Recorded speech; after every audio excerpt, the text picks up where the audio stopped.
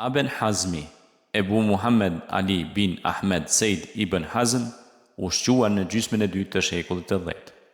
Ibn Hazmi lindi në Kordovë, më 30 Ramazan të vitit 384 Hijri, që i përgjigjet datës 7 nëntor të vitit 944, në një familje spanjolle vizigote, e cila ishte futur në Islam prej pak kohësh. Ishte një nga mendjet më të shquara të Spanjës muslimane. Ibn Hazmi ishte një shkrimtar shumë prodhimtar dhe shkroi mbi 400 vëllime, mbi temat më të larmishme filozofike, juridike, teologjike, historike, letrare, si dhe një traktat mbi dashurinë, të titulluar Tahuku el Hamama, Gjerdani i pellumbeshës, mbi të cilin mbështetet fama e tij e gjatë. Tregimet e tij u përkthyen në spanjisht nga mbreti i Kastiljes, Alfonsi i Urtë. Më vonë ato u përkthyen në latinisht, hebraisht, persisht e frëngjisht. La Fontaine do të pranonte se tregimet e Ibn Hazmit ishin një ndër burimet e tij të frymëzimit. Boccaccio, Chaucer dhe novelistë të ndryshëm gjerman janë ndikuar prej tij. Prodhimtaria e tij poetike bashkë me prodhimtarinë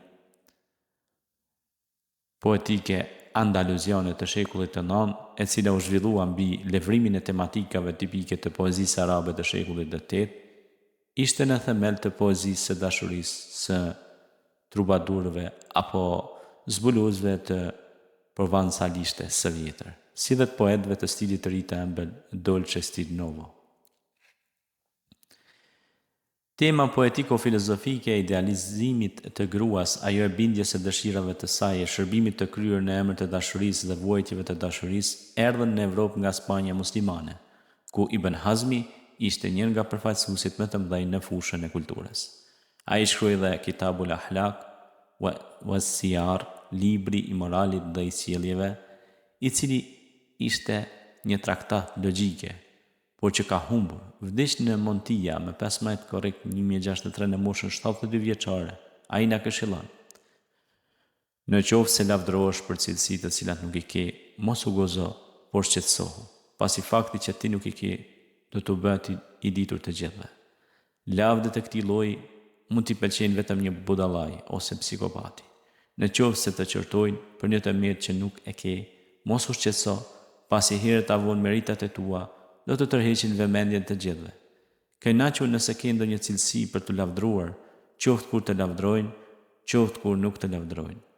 Duhet të vijë keq nëse ke ndonjë cilësi që meriton të kritikohet, qoftë kur të kritikojnë, qoftë kur nuk të kritikojnë.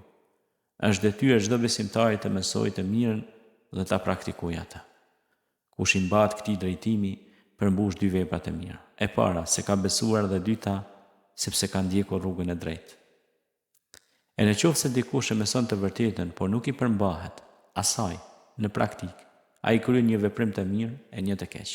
Në fakt, nëse të drejtën për të ndalur të keqen dhe për të këshilluar do ta kishte vetëm një njeri i larë nga mëkatet, pas vdekjes së pejgamberit, Allahu e bekoft dhe mëshiroft, askush nuk do ta gëzonte këtë të drejtë. Hasani, nipi i pejgamberit Muhammed a.s. kur dëgjoi të thonin se vetëm njeriu pa mëkate kishte të drejtë të këshillonte, tha: shejtani do t'i pëlqente që gjërat të qëndronin kështu, pasi askush nuk do ta kishte këtë të drejtë. Fragment nga Gjerdani i pellumbeshës. Edhe po të kishte shpërblim apo dënim, ne njerëzit duhet t'ia përkushtonim qenien tonë kënaqësisë së Krijuesit, i cili na i dhuroi bujarisht të mirat e tij para se të ishim të denjë për to. Na dhuroi inteligjencën, falës së cilës ne mund ta njohim atë. Na dha ndjenjat, njohjen dhe aftësinë për të kuptuar gjykimin, duke bërë që rreth nesh të sillet gjithë universi me të gjitha mirësitë e tij. Ai na dha aftësi, falë të cilave, nëse do të na lejohej që ta krynim vetë krijimin ton, nuk do ta kishim bërë më mirë se Allah. Madje nuk do të ishim në gjendje të bënim asgjë më tepër nga çfarë ka bërë ai.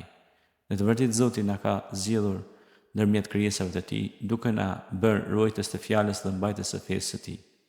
Jo vetëm kaq, ai na shpërblen për bindjen tonë, me të cilën ai vetë na ka bekuar dhe për të cilën na jep forca me bujarinë dhe me favoret e tij. Kështu jemi përpara një mëshire, të cilën arsyeja nuk është në gjendje ta konceptoj apo imagjinoj. Si rrjedhoj për atë që e njeh Zotin e tij, kënaqësitë e ulta e kalimtarit kësaj bote kanë shumë më pak vlerë. E si mund të mos i bindesh atij? Ai na ka bërë kërcënime të cilat vetëm po t'i përmendësh të zot mirë, por na ka bërë edhe premtime që i të i kalojnë dhe shpresat tona më të mëdha. E si mund të dëshirohet një kënaqësi kalimtare, kur pasojat që ajo sjell, pendimi që vjen prej saj, turpi i asaj që braktiset, nuk janë kalimtare, por përfundimtare në përjetësi. Deri kur do të vazhdoj kjo kryesësi keqbërëse, kur tashmë ka buçitur zëri i lajmetarit e kur duket se bariu po na shtyn drejt përjetësisë, qoftë të parajsës apo të ferrit. A nuk është gabim vonimi në kotësitë e botës përballë përfundimit?